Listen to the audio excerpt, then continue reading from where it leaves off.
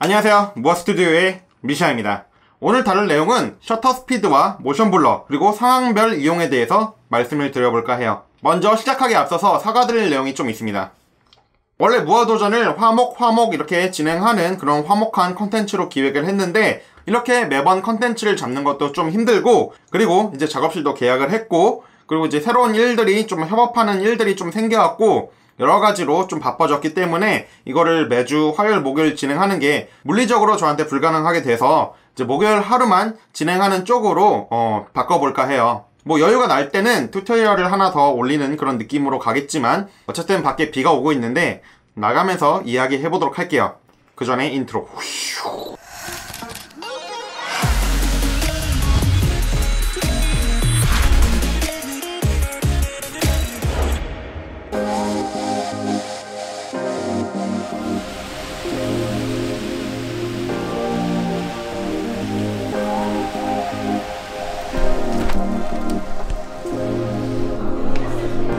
아메리카노.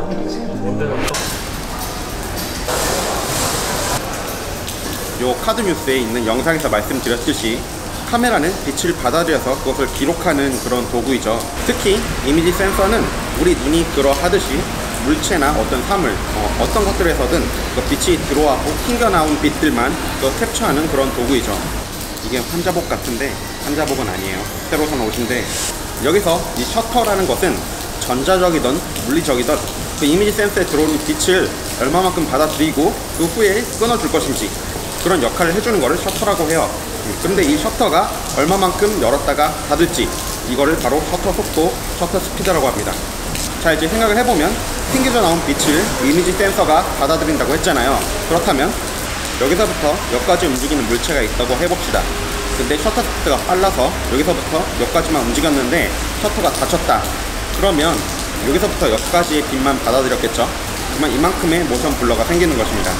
반면 이미지 센서가 물체가 여기서부터 여기까지 움직일 때까지 열려 있었다면 빛을 많이 수강해서 굉장히 밝은 화면이 되겠고, 여기서부터 여기까지의 모션 블러가 생기겠죠. 원리를 생각하면 되게 이렇게 원리를 알면 모션 블러가 생기는 이유에 대해서 좀 더 이해하기 쉬우시겠죠. 잘 녹화되고 있는지는 모르겠는데 비가 갑자기 좀 더 많이 내리기 시작했어요. 아까 재난 경보까지 오더니 되게 많이 내리네.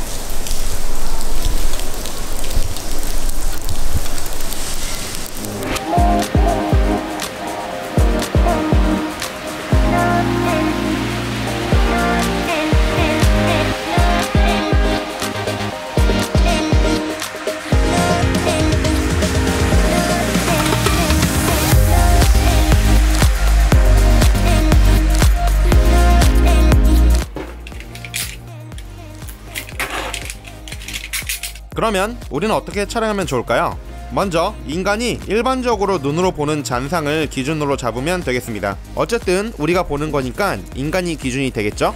이에 가까운 셔터 스피드는 프레임 레이트를 2배 한 것분의 1, 이를 180도 셔터 룰이라고 합니다. 초당 24프레임이라면 48분의 1, 초당 30프레임이라면 60분의 1, 초당 60프레임이라면 120분의 1, 초당 120프레임이라면 240분의 1로 설정하는 게 맞겠죠? 이렇게 잡는 게 인간의 눈을 기준으로 한 모션 블러 효과를 나타낼 수 있겠습니다. 그런데 일반 컨슈머급 카메라에서는 뭐 48분의 1, 120분의 1 이런 게 없어요. 그러면 가장 가까운, 가장 근접한 셔터 스피드를 설정해 주시면 되겠습니다. 그렇다면 180도 셔터룰을 지키지 않았을 경우는 어떤 효과가 나타날까요?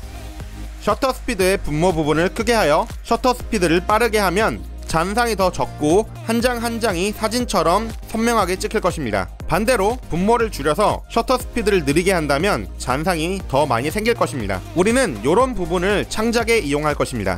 여러 액션 영화에 생생하고 현장감이 넘치는 이런 부분에서 우리는 180도 셔터를 보다는 셔터 스피드의 분모를 크게 해주는 거죠. 빠른 셔터 스피드를 가져가서 조금 더 생생하고 현장감을 느끼게 해줄 수 있겠습니다. 거꾸로 타임랩스와 같이 빠르게 움직임을 담는다던가 몽환적인 느낌을 나타내고 싶을 때, 뭐 비일상적인 느낌을 나타내고 싶을 때, 기타 등등, 그럴 때에는 반대로 모션 블러를 더해주면 더 좋겠죠. 오빠 나 이거 묻었어. 뭐? 커피? 응. 진짜 묻었네? 응. 봐봐. 이제 여자친구가 와갖고 이제 밖으로 이동하면서 마저 얘기하도록 할 건데, 이런 식으로 이제 컨셉을 적용을 해서 이제 셔터 스피드를 연출을 하신다면 좀 더 좋을 것 같아요. 셔터 룰이라는 게 완전히 룰이 아니라 그냥 가이드라인 정도로 생각을 하시고 연출을 하시면 좋을 것 같습니다. 그럼 이동.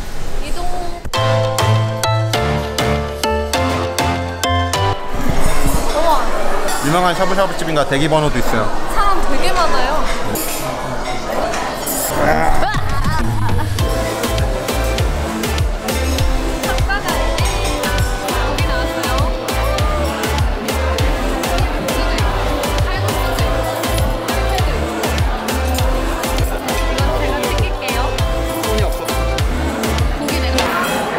여러분의 위장을 유린하는 핫도그?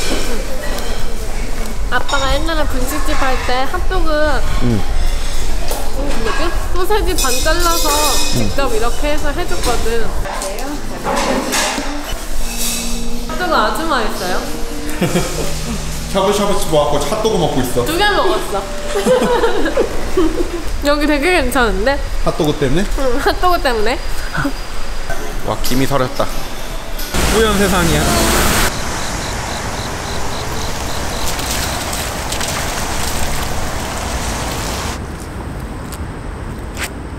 여자친구 집에 데려다 주고 그냥 집에 들어갈까 하다가 나온 김에 촬영 마저 하고 들어가려고 한강에 놀러 왔어요. 기특하죠? 아까에 이어서 180도 셔터룰을 또 어기면서 촬영하게 되는 경우에 대해서 한번 말씀을 드릴게요.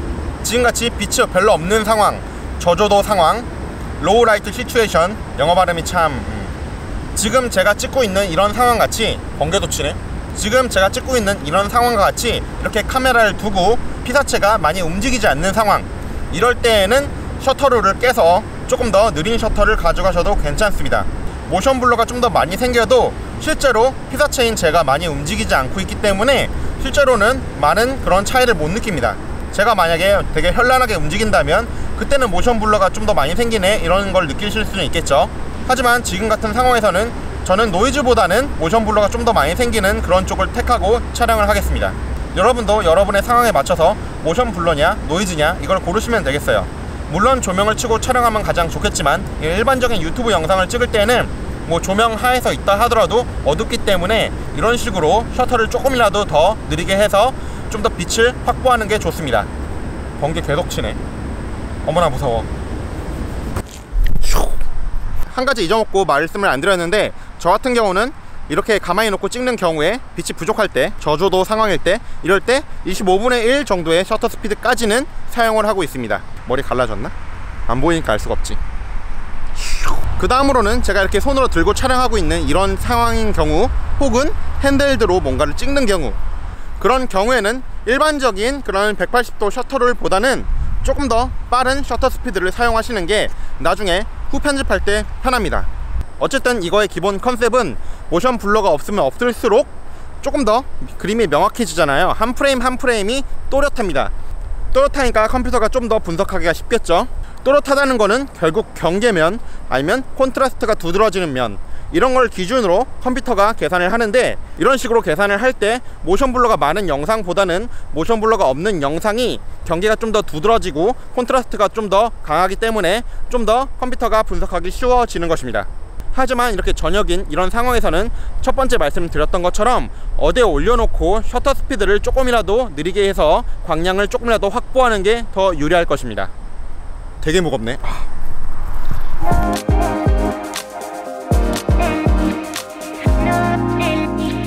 지금 여기 40분의 1로 찍고 있습니다. 40분의 1로 찍으니까 플리커가 없어졌는데, 지금 50분의 1로 찍었을 때는 플리커가 있었어요. 일단 지금은 40분의 1, 지금은 50분의 1입니다. 지금 뭔가 검은색으로 줄이 쫙쫙쫙쫙 올라가고 있는 게 보이시죠? 이런 게 이렇게 검은색 줄이 쭉쭉쭉쭉 올라가는 듯한 효과가 플리커입니다. 이제 집안에서 이제 플리커 현상, 이렇게 검은색 줄이 쭉쭉쭉쭉 올라가는 현상이 가끔 생길 수가 있어요. 50분의 1로 했을 때 많이 생깁니다. 이렇게 50분의 1로 했을 때 만약에 그런 검은색 줄이 올라가는 듯한 그런 플리커 현상이 생기신다면, 그럴 때는 40분의 1로 셔터 스피드를 바꿔주세요. 거의 해결될 겁니다. 여기라도 가고 싶은데 물은 거니까 너무 많아갖고 이쪽으로는 못 갈 것 같고, 한번 저쪽으로 가볼게요. 오.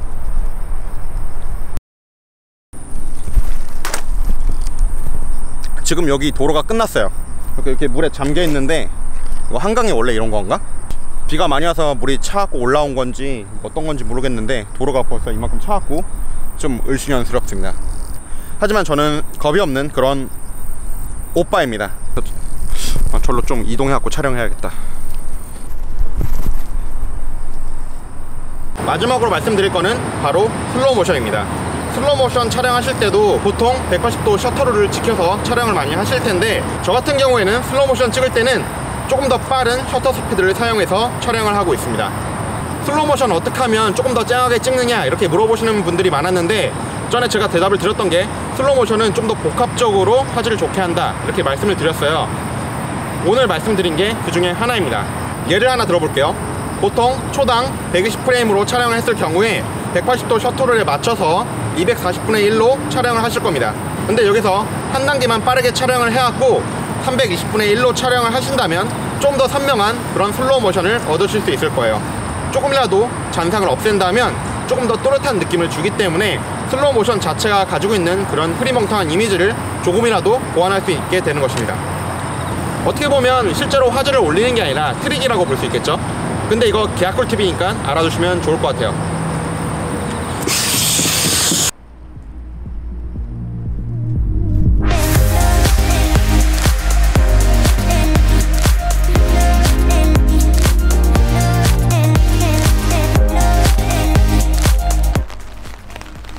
지금 카메라가 비에 안 맞게 하기 위해서 최대한 우산으로 씌웠는데 그래도 맞네. 어쨌든 오늘의 무아도전은 이걸로 마치겠습니다. 셔터 스피드에 관해서 굉장히 급조했기 때문에 천둥 또 쳐. 무서워. 아니, 무서운 게 아니라 칠 수도 있지 그럼. 어쨌든 오늘 말씀드린 내용이 셔터 스피드의 상황별 이용에 대해서 조금이라도 도움이 되셨으면 좋겠습니다. 창작에 목마른 구독자 여러분, 그러면 우리 또 다음 화에서 봐요. 뱅을 못하네. 그래도 해야지. 뱅.